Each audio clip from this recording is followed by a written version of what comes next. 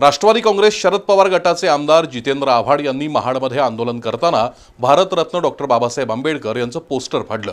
या घटनेचे तीव्र पडसाद आज कोल्हापुरात उमटले।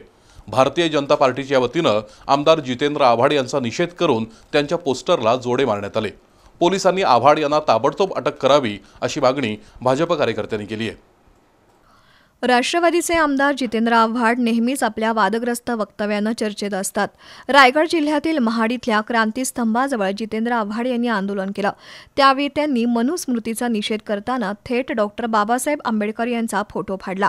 या प्रकारानंतर राज्यभरात आव्हाड यांच्याबद्दल संतापाची लाट पसरली आहे। आज भारतीय जनता पार्टीच्या पदाधिकाऱ्यांनी कोल्हापुरातील ऐतिहासिक बिंदू चौकात एकत्र येऊन आमदार जितेंद्र आव्हाड यांचा तीव्र शब्दात निषेध केला। माजी नगरसेवक सत्यजित कदम, भाजप जिल्हाध्यक्ष विजय जाधव यांनी डॉक्टर बाबासाहेब आंबेडकर यांच्या पुतळ्याला जल आणि दुधाभिषेक घातला। तसंच डॉक्टर आंबेडकरांच्या पुतळ्याचं पूजन करण्यात आलं। डॉक्टर बाबासाहेब आंबेडकर यांचा अवमान म्हणजे संपूर्ण देशाचा अवमान आहे। जनता त्यांना कदापि माफ करणार नाही। आगामी विधानसभा निवडणुकीत आंबेडकरी जनता जितेंद्र आव्हाड यांना त्यांची जागा दाखवेल असं विजय जाधव यांनी सांगितलं। तर भारतीय जनता पार्टीनं खऱ्या अर्थानं डॉक्टर बाबासाहेब आंबेडकरांचा सन्मान केला। त्यांना 1990च्या दरम्यान खऱ्या अर्थानं त्यांना भारतरत्न दिलं।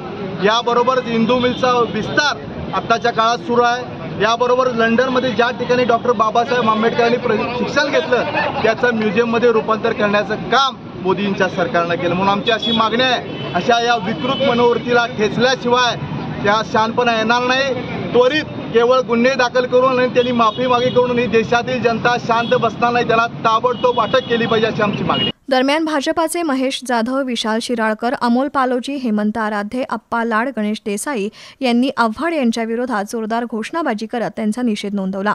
तसंच कार्यकर्त्यांनी आव्हाडांच्या प्रतिमेला जोडे मारले। पोलिसांनी जितेंद्र आव्हाड यांच्यावर फौजदारी गुन्हे नोंदवून त्यांना ताबडतोब अटक करावी अशी मागणी करण्यात आली। यावेळी अवधूत भाटे, गिरीश साळोखे, विजय गायकवाड, रोहित कारंडे, इक्बाल हकीम, शंतनू मोहिते यांच्यासह कार्यकर्ते उपस्थित होते।